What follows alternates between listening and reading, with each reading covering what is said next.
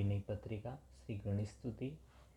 સંપૂર્ણ જગતના વંદનીય ગણોના સ્વામી એવા શ્રી ગણેશજીના ગુણગાન કરો, જેઓ શિવ પાર્વતીના પુત્ર અને તેમને પ્રસન્ન કરનારા છે, જેઓ સિદ્ધિઓના ભંડાર છે, જેમનું હાથી જેવું મુખ છે, જેઓ સમસ્ત વિઘ્નોના નાયક છે, એટલે કે વિઘ્નોનો નાશ કરનારા છે, કૃપા સાગર છે, સુંદર છે અને સર્વ પ્રકારે યોગ્ય છે, જેમને લાડુ બહુ પ્રિય છે, જેઓ આનંદ અને કલ્યાણ દેનારા છે, વિદ્યાના અથાગ સાગર અને બુદ્ધિના અધિષ્ઠાતા છે, એવા શ્રી ગણેશજી પાસે આ તુલસીદાસ હાથ જોડીને એ જ વરદાન માંગે છે કે શ્રી સીતારામજી મારા મન મંદિરમાં સદા નિવાસ કરે.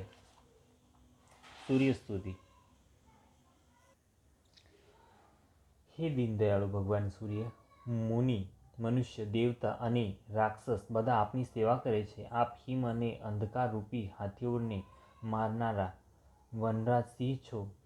કિરણોની માળા ધારણ કરો છો. દોષ, દુઃખ, દુરાચાર, રોગોને ભસ્મ કરી નાખો છો. રાત્રિના સમયે વિખૂટા પડેલા ચકવા ચકવીઓને મેળાપ કરાવી પ્રસન્ન કરનારા, કમળને ખીલવનારા તથા સમસ્ત લોકને પ્રકાશિત કરનારા છો. આપ તેજ, પ્રતાપ, રૂપ અને રસની ખાણ છો. આપ દિવ્ય રથ પર ભ્રમણ કરો છો. આપનો સારથી અરુણ, પંગુ, અપંગ છે. હે સ્વામી, આપ વિષ્ણુ, શિવ, બ્રહ્માના જ રૂપ છો. વેદ પુરાણોમાં આપની કીર્તિ ઝળહળી રહી છે. તુલસીદાસ આપની પાસે શ્રી રામ ભક્તિનું વરદાન માંગે છે.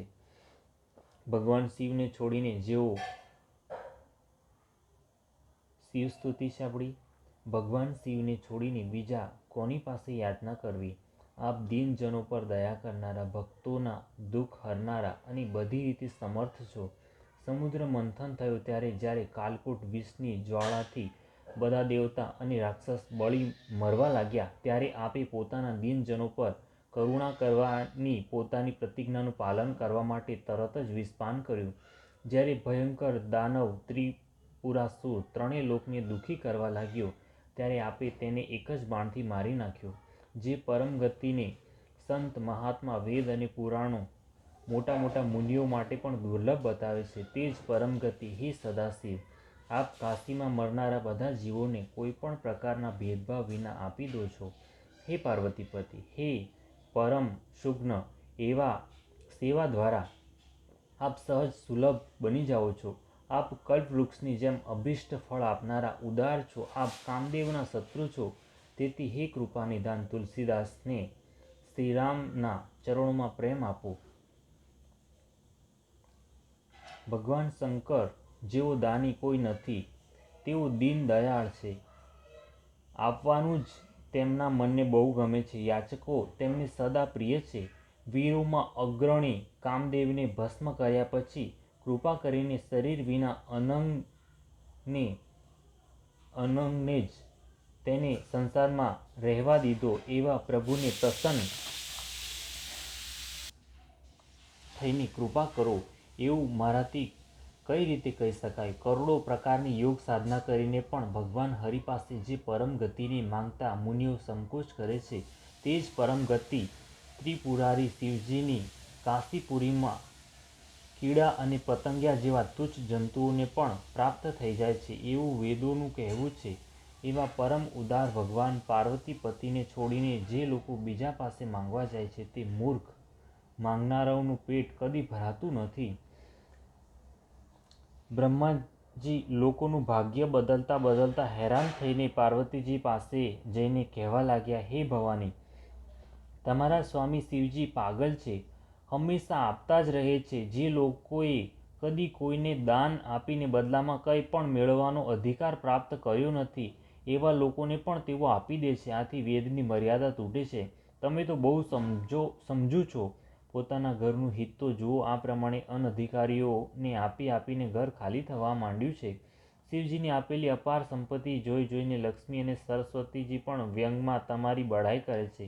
અરે ભવાની, જે લોકોના ભાગ્યમાં લલાટમાં મેં સુખનું નામ નિશાન પણ લખ્યું નથી, તેવા અભાગી કંગાલ લોકોના માટે પણ શ્રી શિવજીના ગાંડપણને લીધે સ્વર્ગ સજાવતા સજાવતા મારો તો નાકે દમ આવી ગયો છે. એટલું જ નહીં, ક્યાંય પણ રહેવાનું સ્થાન ન મળતા ગરીબી અને દુઃખીઓના દુઃખ પણ દુઃખી થઈ ગયા છે અને યાચકતા તો વ્યાકુળ થઈ ગઈ છે.